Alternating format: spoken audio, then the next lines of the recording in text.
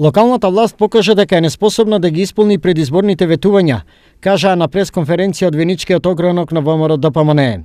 Реализацијата на капиталните расходи, заклучно со месец јуни, се остварени во износ од само 5 милиони денари, што представува катастрофални 10% од вкупно планираните капитални расходи или нецели и мизерни 2% од вкупно планираните расходи на буџетот на општина Виница.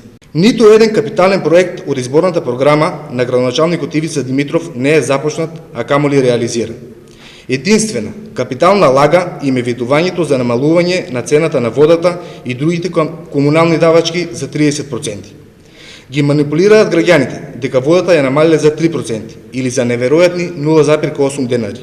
А при тоа не ја кажуваат вестината дека 2019 и 2020 година истата ќе ја зголема за 6%, а веќе во населените места Истибање и Тресено ја зголемија за цели 50%. Срамот и безидејноста на ВМРО ДПМНЕ се очигледни. Не знаејќи што да кажат, ја лажат и дефокусираат виничката јавност, возврати градоначалникот Ивица Димитров. Потребно е советникот Дарко Јангелов да знае што се капитални инвестиции, а што се капитални расходи.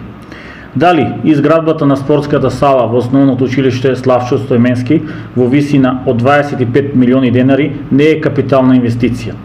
Дали изградбата на филтер станицата, т.е. станицата за вода во село Трсино, во вредност од 10,6 милиони денари не е капитална инвестиција? Моментално општина Виница или за овие 10 месеци има обезбедени средства преку 200 милиони денари, што од буџетот на општина Виница, што од владата на Република Македонија. ВМРО ДПМНЕ во изминатите 8,5 години ги нема реализирано овие средства во висина од 200 милиони денари. Цената на водата во општина Виница за прв пат е намалена по 8,5 години. Меѓутоа, советниците од ВМРО ДПМНЕ не учествуваа на таа седница и не гласаа за намалување на цената на водата. Граѓаните на општина Виница плаќаат најниска цена на вода, а тоа е 22,5 денари метар кубен.